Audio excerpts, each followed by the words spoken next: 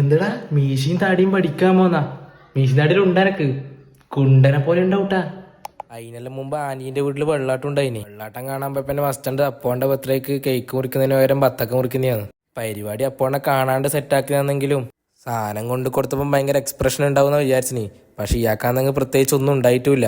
അങ്ങനെ ബത്തക്ക മുറിയെല്ലാം കഴിഞ്ഞിട്ട് നമ്മളെല്ലാരും കൂടി ചോറ് കഴിക്കാനിരുന്നു. എല്ലാരും ഒപ്പരിരുന്നോണ്ട് തന്നെ അതിന്റെ ക്ഷീണം നല്ലോണം ഇലേന്റെ അകത്ത് കാണാൻ പറ്റുകഴിഞ്ഞു. അങ്ങനെ കുറച്ചേരം മുത്തപ്പനെല്ലാം നോക്കി മുത്തപ്പനെല്ലാം കഴിഞ്ഞ് അപ്പോണ് ഇനി അടുത്ത് എന്ത് പണി കൊടുക്കുന്ന പറയുമ്പോ ഇത് കണ്ടത് അപ്പോന്റെ ശക്തി പ്രകടനം. ബാക്കിലാരും ഇല്ലാത്തത് നന്നായി. ആപ്പന്മാരോട് അപ്പോണ്ട് എന്തെങ്കിലും പണി കൊടുക്കുന്ന പറഞ്ഞപ്പം എല്ലാം നല്ല രീതിക്ക് കോളാക്കി വെച്ചിട്ടാ. എന്തായാലും കേക്ക് മുറിയെല്ലാം നല്ല രീതിക്ക് നടന്നിനെ.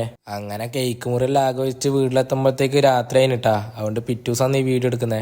എണീച്ചവിടെ ഞാൻ എന്റെ പരിപാടി അങ്ങ് തുടങ്ങി. വലിയ താടി മീശൊന്നും ഇല്ലെങ്കിലും കളയുമ്പോൾ നല്ല സങ്കടം ഉണ്ടായിട്ടാ. ഡ്രിമ്മറിനെ കൊണ്ട് പഠിച്ച് വലിയ സുഖമില്ലാത്തതുകൊണ്ട് പിന്നെ കുറച്ച് ഷേവിങ് സെറ്റിലെടുത്ത് പഠിച്ചു വിട്ടാ. ഞാൻ കുളിച്ചിട്ട് വരുമ്പോഴത്തേക്ക് കാണാൻ നല്ല സുന്ദരനായിട്ടാ. ഇത് കണ്ടപ്പോൾ എനിക്ക് മറ്റേ ED സിനിമയിലെ സുരാജേട്ടനെയാണ് എനിക്ക് ആദ്യമായിട്ട് ഓർമ്മ വന്നത്. ഏകദേശം അതേപോലത്തെ ഒരു കട്ടില്ലേ. എന്തായാലും പറഞ്ഞ വാക്ക് ഞാൻ പാലിച്ചിട്ടുണ്ട്. ഇനി ഇതുപോലത്തെ കൊണച്ച ചലഞ്ച് വീഡിയോക്ക് വേണ്ടിയിട്ട് എന്തെങ്കിലും കൊണച്ച ചലഞ്ച് കമന്റ് ഇടാൻ മറക്കണ്ട കേട്ടാ. അപ്പൊ നല്ല ചലഞ്ച് ഇട്ടാ അടുത്ത വീഡിയോ കാണാം. അപ്പൊ ശരി.